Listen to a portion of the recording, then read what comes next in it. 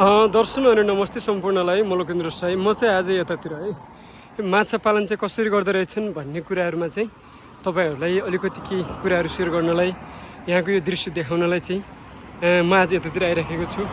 तपाईँले यो दृश्यहरू देखिसक्नु भएको छ। यो अलिकति तलाउ जस्तो देखिन्छ यो चाहिँ माछा है। यो चाहिँ माछा पालनको लागि बनाइएको हो। माछा चाहिँ यो भित्र चाहिँ थुप्रै माछाहरू छन्।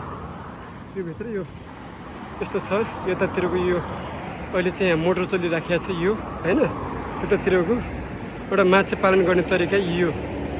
यसरी चाहिँ यहाँका मानिसहरू चाहिँ माछा पालन गर्दो रहेछन्। मैले बाटोमै छु। यता यो गाडी चलिराखेको छ। यो सडकबाट चाहिँ भिडियो बनाइराखेको छु। माछा पालन गर्ने तरिका चाहिँ यो रहेछ साथीहरू। यसरी चाहिँ माछा पालन गर्न सकिन्छ भन्ने कुराहरू चाहिँ तपाईहरूलाई जानकारीमूलक यो भिडियो बनाउँदैछु। यस्तो छ है त।